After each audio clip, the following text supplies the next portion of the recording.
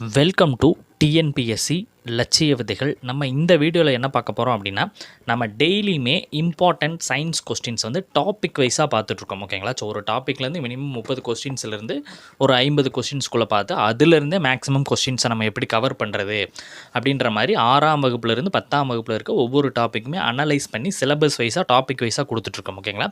Already 5 நாள் வந்து நம்ம என்ன பண்ணிட்டோம், அப்டேட் பண்ணிட்டோம். கிட்டத்தட்ட 220 வினாக்களுக்கு மேலே நம்ம அப்டேட் பண்ணிட்டோம். ஓகேங்களா? ஸோ இன்றைக்கி வந்து கதிரியக்கத்திலிருந்து சில முக்கியமான வினாக்களை வந்து பார்க்கலாம். ஓகேங்களா? ஸோ நீங்கள் வந்துட்டு மொத்தமாக நம்ம இதில் இந்த சீரியஸில் ஒரு 1000 வினாக்கள்லேருந்து 1500 வினாக்கள் என்பது நம்ம கொடுக்க போகிறோம். ஓகேங்களா? ஸோ ஒவ்வொரு டாபிக் வைஸாமே இம்பார்ட்டனாக. ஓகேங்களா? நான் சயின்ஸே படிக்கல சார், நான் சயின்ஸ் இன்னும் தொடக்கூட கிடையாது, பட் நான் Tamil okay, maths okay, science இன்னும் தொடவே இல்லை அப்படின்றவங்களுக்கு கூட இது வந்து ரொம்ப பயனுள்ளதாக இருக்கும். ஓகேங்களா? இப்போ சயின்ஸில் வந்து 10 கொஷின்ஸ் கேட்குறாங்க அப்படின்னா ஒரு 5 வினாக்கள் வந்து கன்ஃபார்மாக இந்த 1500 வினாக்கள் வந்து உங்களுக்கு கட்டாயமாக வரும்.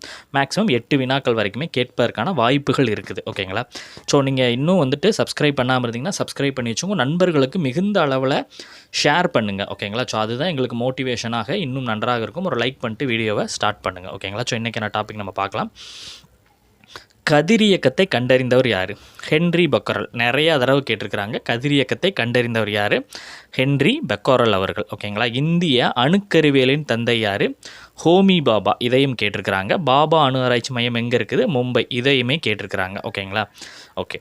அணுக்கரு உலையில் குளிர்விப்பானாக பயன்படக்கூடியது எது? கனநீர், சாதாரண நீர், ஹீலியம் வாயு. இது மூணுமே என்னது? குளிர்விப்பானாக அணுக்கரு உலையில் பயன்படுகிறது. இதில் இந்த கனநீர் என்பது கேட்டிருக்கிறாங்க. ஓகேங்களா? சரி, ஓகே. செறிவூட்டப்பட்ட யுரேனியம் அப்படின்னா என்ன? U-235. செறிவூட்டப்பட்ட யுரேனியம் அப்படின்றது U-235. இதையும் கேட்டிருக்கிறாங்க. அணுக்கரு உலையில் எரிபொருள்களாக பயன்படுவேனா? யுரேனியம் U-35, யுரேனியம் 233, புளுட்டோனியம் மூன்றும் பயன்படுகிறது. தனிப்பானாக இது பயன்படுகிறது அப்படின்னாலும் கனநீர் வரும், கிராஃபைட், பெரிலியம். ஓகேங்களா? ஓகே. இந்த கதிரியக்க ஐசோட்டோப்புகளின் பயன்கள் குறித்து பொறுத்துகளை இல்லை தனியாகவே ஒவ்வொரு கொஸ்டின்ஸ் கேட்பாங்க. ஸோ அதை பார்த்து வச்சுங்க. ஓகேங்களா? இந்த ரேடியோ கோபால்ட் எதற்கு பயன்படுகிறது அப்படின்னா புற்றுநோய் சிகிச்சைக்கு மிகுந்த அளவில் பயன்படுகிறது. ரேடியோ அயோடின் அப்படின்றது தைராய்டு சுரப்பி சிகிச்சை, மூளையில் கட்டியை கண்டறிவதற்கு பயன்படுகிறது. ரேடியோ சோடியம் அப்படின்றது இதயம் செயல்படக்கூடிய திறனை கண்டறிய பயன்படுத்தப்படுகிறது. ரேடியோ இரும்பு என்பது இரத்த சோகை நோய் சிகிச்சைக்காக பயன்படுத்தப்படுகிறது. ரேடியோ பாஸ்பரஸ் என்பது தோல் புற்றுநோய் சிகிச்சை மற்றும் விவசாயத்தில் சில இடங்களில் பயன்படுத்தப்படுகிறது. ஓகேங்களா? ஸோ இதுவும் முக்கியம், கேட்டிருக்கிறாங்க நிறைய எக்ஸாம்ஸில். ஓகேங்களா? ஓகே. தாவரங்கள் உட்கொள்ளும் உரத்தின் அளவை கண்டறிய பயன்படும் கதிரியக்க ஐசோட்டோப் எது அப்படின்னா ரேடியஸ் பாஸ்பரஸ். ஓகேங்களா? செயற்கை கதிரியக்கத்தை கண்டறிந்தவர் கியூரி ஜூலியட். ஓகேங்களா? ஓகே. உடலில் பாய்ந்த துப்பாக்கி குண்டுகள் எலும்பு விலகலை கண்டறிய பயன்படும் கதிர்கள் எக்ஸ் கதிர்கள். ஓகேங்களா? உடலில் பாய்ந்த துப்பாக்கி குண்டுகள் எலும்பு விலகலை கண்டறிய பயன்படும் கதிர்கள் எக்ஸ் கதிர்கள். கள்ள நோட்டு, தங்கம், போதைப்பொருள் கடத்தி வருவதை கண்டறிய பயன்படும் கதிரும் என்ன அப்படின்னா எக்ஸ் கதிர் தான். ஓகேங்களா? நகைகளை விழுங்கி கடத்தி வருவர்களை கண்டறிகிறது எக்ஸ் கதிர் தான். எக்ஸ் கதிர்கள் எந்த திசைவேகத்தில் செல்லும் அப்படின்னா ஒளியின் திசைவேகத்தில். உங்களுக்கு ஒரு கொஸ்டின், எக்ஸ் கதிரை கண்டறிந்தவர் யார் என்பதை நீங்கள் கண்டுபிடிச்சி போடுங்க. ஓகேங்களா? எக்ஸ் கதிர்கள் உட்கவரும் பொருள்கள் என்ன? அதை நான் ஃபஸ்ட்டே பார்த்தா எலும்பு, தங்கம், காரியம், கனமான தனிமங்கள். எக்ஸ் கதிர்கள் எதில் வந்துட்டு ஊடுருவி செல்லும் அப்படின்னா கண்ணாடி வழியாக, மரம் வழியாக, தசைகளையும் ஊடுருவி செல்லும். எக்ஸ் குழாயை வடிவமைத்தவர் யார் அப்படின்னா கூலிட்ஜ். எக்ஸ் கதிர்களை கண்டறிந்தவர் ரான்ஜென்ட் அவர்கள். ஓகேங்களா?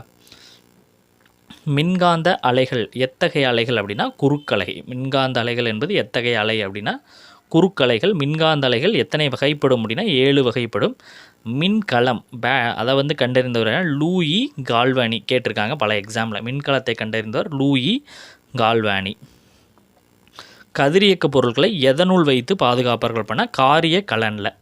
கதிர்வீச்சின் அழகு என்ன? ரான்ஜென்ட். கேட்டிருக்காங்க. அணுகுண்டு எந்த தத்துவத்தின் அடிப்படையில் செயல்படுகிறது அப்படின்னா அணுக்கரு பிளவு. ஹைட்ரஜன் குண்டு எந்த தத்துவத்தில் செயல்படுகிறது? அணுக்கரு இணைவு. டிஃப்ரென்ஸ் பார்த்து வச்சுங்க. ஓகேங்களா? ஓகே. அணுக்கரு இணைவினுடைய மற்றொரு பெயர் என்ன அப்படின்னா வெப்ப அணுக்கரு வினைகள். ஓகேங்களா? ஸோ அணுக்கரு இணைவு எந்த வெப்பநிலையில் மட்டுமே நிகழும் அப்படின்னா 107K உயர் வெப்பநிலையில் இது நிகழும். ஓகேங்களா? அணுக்கரு பிளவுனா என்ன? ஒரு கனமான அணுக்கருவை குறைவேக நியூட்ரான் கொண்டு தாக்கி சிறு அணுக்களாக பிளக்கிறது. அணுக்கரு இணைவு அப்படின்றது லேசான அணுக்கருகளை இணைத்து கனமான அணுக்கருவை உருவாக்கக்கூடிய செயல்முறை. கதிர்வீச்சை வெளியிடும் தனிமங்கள் எவை அப்படின்னா கதிரியக்க தனிமங்கள். ரேடியம், பொலோனியத்தை கண்டறிந்தவர்கள் மேரி கியூரி மற்றும் அவருடைய கணவர் ஃபியூரி கியூரி. ஓகேங்களா. ஸோ இன்றைக்கான இதில் ஒரு 31 கொஸ்டின்ஸ் என்பதை நம்ம பார்த்துருக்குறோம். ஓகேங்களா. ஸோ நாளைய டாப்பிக்கில் சந்திக்கலாம். இந்த பிடிஎஃப் வந்து நிறைய நபர்கள் கேட்குறீங்க. பிடிஎஃப் உங்களுக்கு வேணும் அப்படின்னா இந்த நம்பருக்கு வந்து டிஸ்கிரிப்ஷனில் நம்பர் போடுறேன் அண்ட் வந்து டிஸ்பிளேயில் உங்களுக்கு நம்பர் வந்துட்டுருக்கும். ஸோ அதுக்கு வந்து நீங்கள் காண்டாக்ட் பண்ணுங்கள். ஓகேங்களா. ஓகே, நம்ம நாளைய பதிவில் சந்திக்கலாம். தேங்க்யூ.